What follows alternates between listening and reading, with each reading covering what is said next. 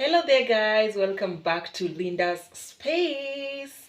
In today's video I'm super excited to be telling you guys, or to be gisting you guys, or to be storytelling you guys about my first year ever experience living in Nigeria. Yes, it was mad, okay? But before then, welcome to my channel. If you're new, please consider subscribing and turn on your notification not to miss out on our future uploads. Plus, if you're a returning subscriber, you're highly welcome. And for those new subscribers, we have so many of you. Oh my God, my heart is overflowing with joy. I am just so grateful that you guys find value in my content. I just love it. And this is just me showing you my journey, my lifestyle with my family, and my growth basically as a Kenyan mom married to a Nigerian husband, raising Nigerian kids. They're actually Nigerian kids because from my side, the kids take their father's side. Though they're half Nigerian, half Kenyan, but they're actually basically Nigerian kids. So raising them in Nigeria currently, yeah. So that's just me journeying with you guys through this, and I just felt the need to come and tell you or share with you guys my first year living in Nigeria, how it had been. Now, I got married to my husband, and then we were staying in my country before we moved to Nigeria. So when we moved to Nigeria, everything was so weird and strange to me. First of all, as a Kenyan and a Nairobian. Put that one in italics, Nairobian. You guys, you know how in Nairobi we mind our business. I always say this. We are kings and queens of minding our business now. If you're passing and you're going, be going, you're going. Be going, you're going. Don't be looking back. Don't be looking past. Don't be staring as if you want to steal something from somebody. Now, to my shock, in Nigeria, Benin City where I am, they were just busy greeting everybody. I'm like, why are they greeting me? They don't even know me. And if you did not greet them, they even take it as an offense. Why are you not greeting them? Some of them treat the greeting as food. I'm just like, damn it. I can't deal with this. I can't deal with it. I really found it so annoying. I just couldn't adjust. And that's why when I watched Trudy's video the other time, she was complaining that people in Ghana want her to be greeting them, and it's not as if she's rude, she just being a Kenyan. I could really relate. Trudy, I'm very sorry, it was very annoying even to me. Another thing is, you guys know that in Kenya, for all these matatus, like matatus in Kenya, we refer them to like what do we call them, public motor vehicles or public buses in Nigeria. In Kenya, in Nairobi, we call them matatus, matri, and all that. We have some of our slangs, our shame. Okay, so matatus in Nigeria, or minibuses or whatnot, all those public service vehicles in Nigeria. In Kenya, there is a condition in which your matatu must be in before it's allowed to be carrying people on a public road. Coming to Nigeria for the first time, I could see some matatus that look like they have been parked for the last 20 years. And then the owner just decided that he just woke up and realized he's broke. And he decided, let me put it on the road and see if I can gather some cash. That thing used to make me feel so funny, because to me, I'm just like, what are the policemen doing? Because I can see them along the road. What are they doing? They're not doing anything about what? Which kind of car is that? A car on the public road without a headlight? Are you a headlamp? Are you kidding me right now? A car with a bumper looking, I don't know, north, south, east, west on the public road? To me, that was crazy. And then another shock was how noisy they were. That one took me time to adjust. And I think the way they normally say that the abnormal becomes your normal when you're with them, that is just what happened to me. It was so mad that I had to travel back to my country. Then I stayed for 2 years again, praying, fasting, and preparing my mind on ground, telling God, please, God, I'm already married in this place. I just beg you, please, if you can change my mind, if you can change the way I see things, if you can change the way I hear things, if I go back, please, this time, I want you to normalize every abnormal thing for me as a Nigerian, so that I won't run mad, so that I will not lose my mind, so that I will not naked myself and just be running crazy, because it was crazy. Another thing I noticed is that they do rationing of light so much. It's not like there's no light, but from what I heard, I'll use the word alleged again, so that nobody will come and say, I said. I did not say. I say I heard. So it's allegedly said. It's suspected. Not yet confirmed. But it's allegedly said that those people that produce NEPA in Nigeria is what we call KPLC in Kenya, Kenya Power and Lighting Corporation or Company. So the company that gives them light, electricity, which is called NEPA, they're working hand in hand with filling stations or petrol stations in Kenya, okay? In Kenya, we call them petrol stations. Here, we call them filling station or filling centers. They work hand in hand, and they decide that you people should be cutting light like this so that they can come and buy fuel for the gen, and then you people will be closing fuel for some time so that we can give them light for some time. So another shocker to me was generator. There were generator noises everywhere. And mostly if in your state or in your area, they only bring light during the day when people have gone to work, and at night there's no light. The estate is so noisy and crazy. To me, that was mad. I was just like, what is all this? Everything was making me angry. Another thing I was not prepared well for was heat. Hey, Nigeria was so hot when I first came to Nigeria. I even turned darker than my real self. That anytime I called my people on video call, they'd be like, you're so dark. What's the problem? Are you suffering? I'm like, no, I'm not suffering. In fact, I added so much weight that time. I was living the best life, eating anything and everything I want, everything I've been craving, everything I've watched in Afro cinema, I was trying it. Beat black soup, bono, egusi, everything. In fact, I was eating their food as if I'm a Nigerian, just because I wanted to taste their food. You know, there are some of them, you watch them in the movies and they look so sweet and delicious. And when I was here, I was just like, oh my, see me, I must taste bitter leaf. I must taste, I must taste, you know. So another thing that was so weird to me was, I already said generator noise. The fact that in Nigeria, okay, so you guys know that in Kenya, women, we know our rights. We have our voices and they are respected. In Nigeria, women don't know their rights, or even if they know, nobody will even allow you. You don't have a voice as a woman. That is just the truth from my own observation. If you are a Nigerian and you're watching, and you can say the truth and shame the devil. But still, if you are one of those that their ancestors decided that all of your lineage, you people will be lying, come to my comment section and come and be bashing me. But that's a reality. If you haven't traveled, you have to travel as a Nigerian, get exposed to other countries and see how people run things. Women have voices in Nigeria. Even if you have your voice, you have to keep it in your pocket. It's your business. Your voice cannot stand for you. Anyway, so you cannot come to Nigeria as a woman and be doing I know my rights. Even if you know your rights, keep it to yourself. When men are talking, you keep quiet. You cannot air your opinion, even though we know that there are some women who are even wiser than men, more educated, more learned, and more enlightened, exposed, well-traveled than men. Even if you know, you keep it in your pocket. I was shocked. I was just like, let me keep quiet. Then they no come and deal with me because I know my rights.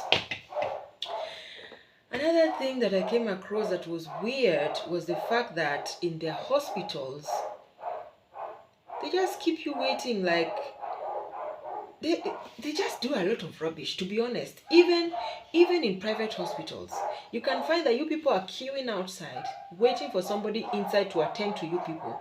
The person is just sitting down, relaxing, gisting. I remember the very first experience I had, I was the first one who got sick. And then a friend of mine came and drove me to the hospital. And then these nurses or whatever, they were just sitting down, gisting, and we were waiting outside. And there's even a lady that came. What really pissed me off was that there's a lady that came with a kid that was sick. And you know, with kids, if the kid is sick and the body temperature is very high, chances are very high that that child might just start, you know, kunyoroka and all that. And I felt so bad for the lady. Then I got up to go and check in the office what was going on, and they were just sitting gisting. I'm just like, damn it. Are you kidding me? Because if it's Kenya now, I will just change it for you here right now and you sit up. You know, there's some bullshits that Kenyans don't take. We don't take bullshit. Do you understand? Mostly when we are paying for the services that you're giving. You better believe you're gonna render the service. Okay.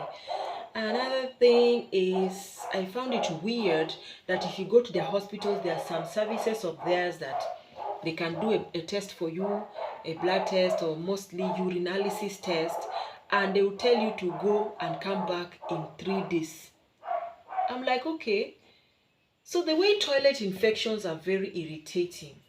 All these candidiasis, the infections that women get from toilets, from menstruations, the PID and all that, the way they are so uncomfortable and very stressful. You go to the hospital, instead of them to get what is wrong with you and treat you immediately, they're telling you to go back home and stay for 3 days. Oh God. That is when I learned how to treat myself over the counter. Sometimes I just make a call across to Nairobi to our family personal doctor and I explain what is doing me and he will just give me prescription and I'll go. Like, I can't. Are you getting me? I say I can't. Now, in Nairobi, Kenya, such diseases are treated instantly because even the doctors know that it's very, very, such diseases, if you go to the hospital, they will do tests for you, they will get what is doing you. They will actually give you a vein injection that will work very fast. Before you go home, sleep today, wake up tomorrow morning, you're fine. You're still taking your medications, yes, you're still going back for some injections, maybe 3 days injection, but you're fine, you get it. But here, you have to go, stay at home, sleep, wake up with the same pain until 3 days before you now go and see. I say, what? Guys, my first year experience in Nigeria was nothing to write home about. It was terrible, okay? Basically just finding out 1 or 2 things. And then these people that I used to meet on the road, they'll be walking carrying pangas, cutlass. So in my head, I'm just like, what if this person runs mad and just raises this panga and hits my head? What will I tell my parents? At least these days I don't see them too much again. But the first time I came, it's like my eye was noticing everything. Even now I think they are there, but it's because my abnormal has become normal to me. God has kind of normalized most of those things to me or for me the way I ask him to. And therefore, some of them just happen around me. It's me that don't notice them. Do you get? That thing was so odd to me. I was like, what? And then another thing that was very strange to me is that Nigerian police officers, this one is not alleged. I have seen it, I am still seeing it, and I am saying it, and I'm not ashamed to say it. Nigerian traffic police, they can stop you on the road, collect money from you, even for no reason. It's not like you have any faults. You have your papers, you have your license, everything is good, the car is in good condition. They will just stop you and say, find us something. And if you don't find them something, they'll make sure they start creating problems for you, telling you, calm down. Hey, this car is not for Benin. Oh, I don't know, this is not the number plate of this car. It's not the original one. Where did you buy it? Oh, this is this. I'm just like, are you mad? Are you crazy? Am I the car manufacturer? Before the car gets to me, have it not been driven by somebody? So I found it very weird because in Kenya, you guys know, what is this? If you're a corrupt police officer, they use style to take their bribe. They can even give you a book, or you are giving them your book and you hide it inside, you give them, they pretend to be looking, then they collect what they're collecting and they give it back. But Nigerians, they're police. They will just open their eye on ground. They're asking you for money. Yeah, I used not to give them. I used to deny them. And another shocker I had is, which I could say is a good one, when you have when you are married, okay, when you have a ring on your finger, the police, they tend to respect you. Yeah, they tend to respect you. The police, they tend not to harass you. Most women have also mentioned it, that when they are driving alone, even if they are driving their husband's car and they see the police, they just flash their ring. Once they see their ring, they know they are married. They will not ask you anything. They will just tell you, Mama, how are you? They allow you to go. Another shocker I had is that if you are here, like here in Benin, currently the city I am in Nigeria, so long as you're married, they call you Mama. And that thing used to irritate me and annoy me, because from where I come from, Mama is somebody like now my grandma that gave birth to my mom. That's the one we call Mama. Mama. It's an old lady's name, you know. But my mom, we still call her Mommy. Mommy, not Mama, you know.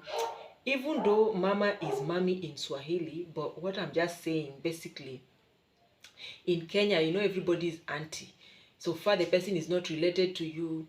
You don't know the person from anywhere. It's not your mother. It's not your sister. It's not anything. You just call him auntie or sister. That's what we do in Kenya. But here, because somebody is married or because somebody has a kid, you call them Mama. I find it very annoying and irritating, by the way. But they still do that. Another thing is, here in Nigeria, you can... in Kenya, you can be calling your friends with their names. Like, if you are the same age group, can just be talking and say, hey, Sharon, how are you? Hey, what's the other person? Ruth, hi, how are you doing? But here, even if we are friends and I'm older than you, you're not supposed to call me Linda. Are you kidding me right now? The way I like my name. Call me Linda. From today to tomorrow to next week to next year. Call me Linda. Do you understand? Yeah. Another thing is, some of them who have kids, they feel the need for you to remind them that they have kids. Like, they feel like you should be calling them, hey, mommy who? Which name can I use? Mommy Purity, how are you? Mommy Lisa, how are you? Am I supposed to be reminding you have a kid? And if you have a kid, how is that my business? I'll call you. If your name is Sharon, I'll call you Sharon. If your name is Lynette, I'll call you Lynette. If you're looking for who is reminding you that you have a kid, my friend, go and look elsewhere. Don't be looking somewhere that you'll not see what you're looking for. Anyway, guys, so if I continue to tell you guys what about my first year living in Nigeria, we will not finish this video today. Another point that I almost forgot is they are so obsessed with their food. It's not like Kenyans that you'll travel to another country and you'll want to be trying their food. You know, Kenyans, we are open-minded people. You know, we are open-minded. I'm not being rude. I'm just being a Kenyan. We like to try new things and get new experiences, you know. But Nigerians are so obsessed with their own food. It's almost as if, to me, it feels to me like, let me not say it's almost as if, I just feel it's the only food they know how to cook best. And they don't want to stress themselves to go and waste money buying what they will cook and will backfire. Yeah, that's what I think. They're so obsessed with their food items that even if they're traveling from here to Canada, from here to UK, you people see all those relocation videos. They will go to the market and buy all sorts of Nigerian food items and ship them with them. As if there is no good food in abroad. Really? There is, right? Yeah, so those are just some of them, basically, how my first year in Nigeria was. And by the way, if you're wondering which year was that, that was around 2021. Yeah, I've been in Nigeria before, and then I stayed for like a year plus some months. Then I did my wedding in Nigeria. Then I traveled back to my country to have my second child. Then I came back earlier this year. So yes. So thank you so much for watching. If you haven't subscribed, consider subscribing. If I spoke your mind, congratulate me down below and greet me. If you are new, let me know in the comment section you're a new Sabi in the house, so that in the next video I can welcome you with hailings. And if you are a returnee, I love you to the moon and back. Do you get? Yeah. Thank you so much for watching. Subscribe, like, share, and let's meet in our next.